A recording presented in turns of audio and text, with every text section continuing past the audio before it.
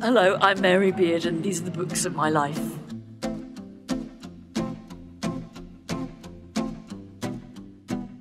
So trust me, plenty of people have tried, but to my mind at least, Mary Beard remains the only person who can make ancient history interesting. Who else, really, would you want to hear from about the Greeks and the Romans than Mary Beard?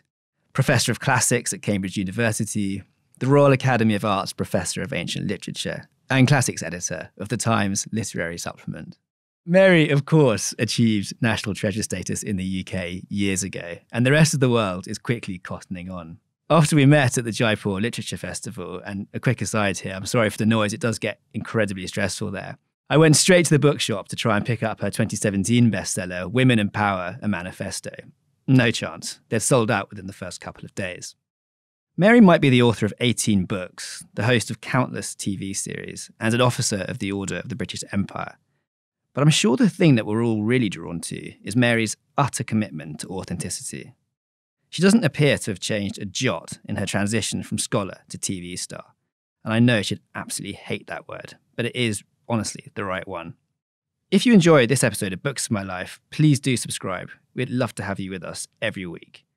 And don't forget to send us the books of your life to our very own email address, booksofmylife@thenational.ae. Enough from me. Here's Mary Beard on the books that changed her life.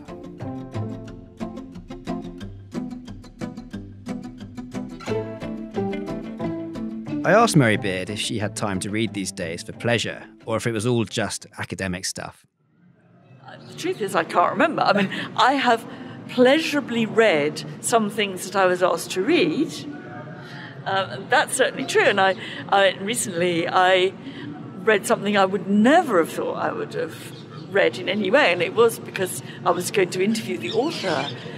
It was Philip Pullman's trilogy, his Dark Materials, and I always thought I didn't like fantasy literature, but if I was going to talk to Pullman, I had to read this. I ought to claim, sort of for the second time, but I'd been pretty scanty before, and that was an extraordinary. Although I found the subject matter, fantasy literature isn't quite me. I thought Pullman is such a brilliant storyteller. I got a lot out of it. Okay, that's great. Yeah, so we're all kind of about trying to find as many recommendations for our listeners as possible. So even though they may not be for pleasure, what's currently on your bedside table? Germaine Greer's essay on rape. You're going to have to tell me how are you finding that? It's a very short book, and it's been hyped and attacked quite a lot beyond what it deserves. It is an essay, basically an essay, which raises some really interesting questions about rape. The trouble is that Germaine Greer is kind of the world's greatest controversialist, and every time she goes out to speak about it, she makes it sound as if it is hugely, hugely offensive to every feminist. Well, there are bits of it which are annoying about her view of what rape is and how we should punish it or not punish it, and so on. But it's actually because she's very smart, it's a rather clever reflection on rape. But it's been surrounded by absolutely ridiculous claims that she's saying that rape is just sex, etc. She doesn't say that at all. Well, yeah, I do feel that increasingly Germaine Greer seems very weary of the controversy. It's almost as if everything that she says gets taken slightly out of context at the moment. That's one way of putting it. I mean, I think I was the female unit was what turned me onto feminism. So I will never sell Germaine Greer down the river. She also thrives on the controversy, and I think that in some ways she's been a controversialist for 50 years, and she doesn't know how not to be. Yes, and I'm sure done very well out of it as well. Mary, I wanted to go back a little bit. Can you remember the sort of the first book that had a really profound impact on your life? I dare say book's probably the wrong word. I imagine it's going to be something like a text or a poem from antiquity. No. If you kind of go back to what I first remember reading, we're back in Beatrix Potter land now, and I can't intellectualize this, but I do remember being absolutely hooked by a not particularly well-known story by Beatrix Potter, the Tale of the Big Bad Rabbit, I think it was called. And anyway, what happens in it is really violent, and some poor bunny gets, in some ways which I now can't recall, horribly torn apart. And I remember that kind of pleasure you have in stories that are sort of transgressive. I remember always asking my mum to read it to me as a bedtime story, and yet not wanting to hear it because it was so frightening. And it's sort of that kind of edginess. As I say, I could not tell you now what happened. I have some vague memory of the pictures, but I could not tell you what happened. But I know I can remember the feeling of being excited, really wanting to hear it again and again, and yet not being able to bear to hear it. Excited by the concept of story for the first time? I mean, I guess so, and I guess that I was actually exposed to all kinds of stories, but this was something which, well, it is about, I think, the kind of edginess and the awkwardness and the ambivalence of literature and stories, because you don't want them to be cosy, and yet you also know, oh help, this is, should I be listening to this? There's something I know something terrible is about to happen. So it was my kind of introduction in its rabbit world. So you mentioned your mother there as someone who read to you as a child. Presumably you grew up in a fairly literary household. Is that right or not?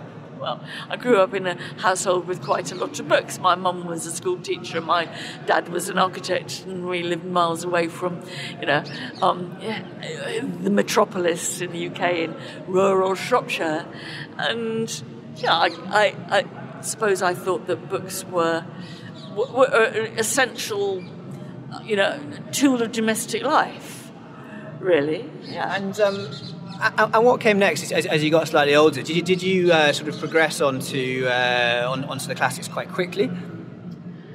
I don't think I did, really. I mean, I remember that I became, maybe this is diagnostic, I was an avid reader of non-fiction. So you give me an encyclopedia, and I would read articles about all kinds of things that, the Wars of the Roses, what on earth are they? And so there was a kind of pleasure in the written fact. I now don't see it as fact, but in the written word telling you things about how the world was or had been. And I think that I wasn't one of those kids that devoured fiction. I read fiction, but I wasn't the kind of child that sat down aged 13 and read the whole of Jane Austen because they couldn't bear not to have read the next one. I was much more a kind of non-fiction girl in origin. I think there'll be a lot of listeners relieved to hear that they're in cahoots with you about not reading very much at that age. Can you remember though? I mean, if there was a book, that you've read later in life which you wish you had read at that age, what would that be? Well, I think there is one that I did in fact read when I was young. Okay. Because I wasn't entirely immune from the great works of fiction. It's just that I didn't sort of overdose on them. And I remember the first time I read Jane Eyre. Charlotte Bronte's Jane Eyre. Well, I mean, it's a very interesting book for me because I've read it several times subsequently, and because it changes each time you read it. And I remember when I first read it, I was so impressed with it. I thought, I want to learn this book by heart. I want to be able to say, I did try, but I was soon defeated. But then I had an extraordinarily romantic view of this.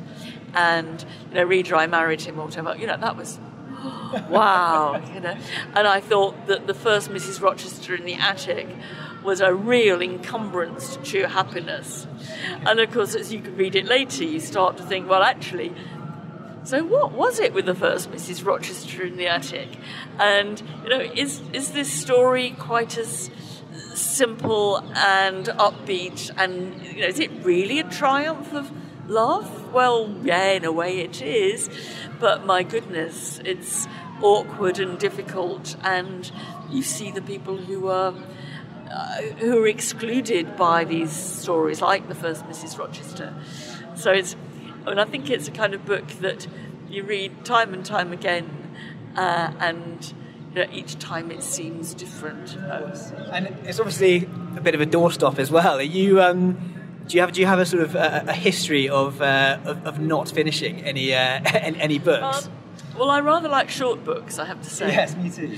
And I think that I am quite puzzled. I mean, Jane Eyre isn't the worst. There are many bigger offenders than Jane Eyre. I am now slightly puzzled by our attraction still, in a world of, people say, limited attention span, social media, and yet we still love a doorstopper, we still love a trilogy. And I do get into, I do find myself entranced by some, but I think we rather underestimate. We underestimate the pleasure of, particularly the short story. I can't say that I'm not an expert in the short story, but I do know that somehow one of the reasons we don't always take it seriously because it's short. Okay. So, Colin, I'm going to have to ask you very quickly. When did you get on to Homer? I got into Homer first when I was a kid. Before I'm 11, because my mum, my dad played a part in this too, but my mum was particularly keen. Told me the stories from Homer, and then I went to senior school and started to learn Greek. And, Homer was the Odyssey was one of the first things I read in real Greek. And it was a kind of eye-opener in terms of the excitement of, how could something that was composed, if not written, well over 2,000 years ago, how could it be so enchanting? So I learned it both from tales from Homer, but also from then it being the first thing I read in Greek itself. I can't believe we've already come to the end so quickly, which is a real shame. I'd love to sort of carry on this conversation indefinitely. But one question that we do like to ask everyone is if you could take 3 books with you away, either to a desert island or for a year abroad, what would they be? And I think I'm going to have to ban the classics for you. Oh, because I always choose the Odyssey, right? I don't want to take the Iliad, but I would always choose the Odyssey. I would actually take Jane Eyre. I wouldn't do the Desert Island Discs thing and have the complete works of Shakespeare and the Bible, although I might feel a touch regretful about that. I think that I would look forward to new horizons, and I confess I haven't read Proust, and I think I'd have to take that because I feel slightly guilty about it. Again, I think a lot of us will be very pleased to find that you're in company with us. Mary Beard, those were the books of your life. Thank you so much. I do hope your recommendations will encourage everyone to do that slightly old-fashioned thing, put their phones down and pick up a book for a few hours every day. Thank you. Thank you.